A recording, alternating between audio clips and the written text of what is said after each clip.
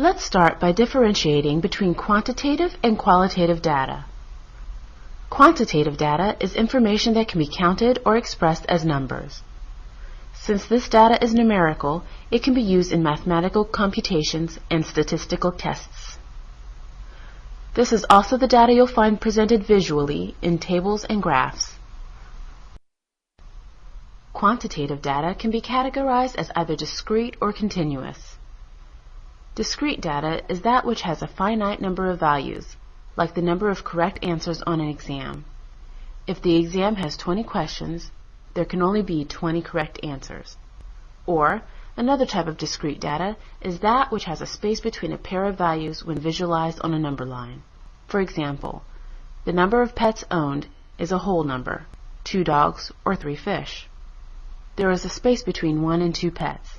In other words, you can't have 1.5 pets. Continuous data is that where the possible values fall on a continuum.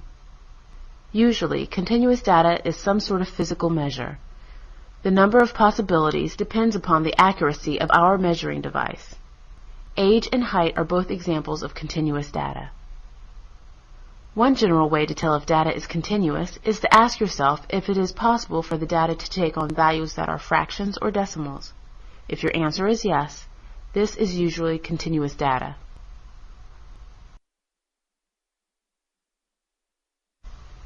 Quantitative data is very valuable, and much of public health relies on it for decision-making and evaluation. However, it is not without limitations. It cannot predict who will get disease and who will not. Usually, it will not give a solution on how to fix a problem, only identify that there is one. It can help in ranking problems, like disease burden or risk factor prevalence, but doesn't tell us which problems to address first. By itself, it is insufficient evidence to make a decision. Qualitative data continues where quantitative data leaves off.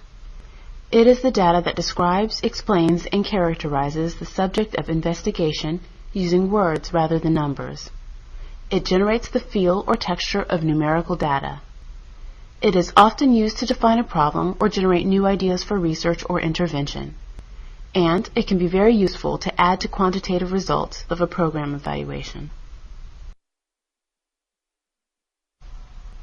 There are several ways in which qualitative data are collected. Focus groups are a commonly used method for qualitative data collection.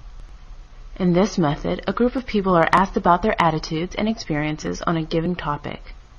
Questions are asked in an interactive group setting where the participants are free to talk with other group members. Typically, they are led by an experienced moderator. Other forms of qualitative data collection may be interviews with key informants, direct observation, or evaluating archival material like newspapers. Let's think through this example. Say you're interested in the opinions of diabetes program managers in how to market diabetes education to the target population. You may consider conducting key informant interviews with the 12 managers, or you can convene a focus group to capture the group thinking on this topic. This table juxtaposes quantitative and qualitative data. Quantitative studies events. It asks how many or how much. Qualitative studies motivation. It asks why. Quantitative is objective, more definitive, providing the proof. Qualitative is subjective. It is exploratory and interpretive.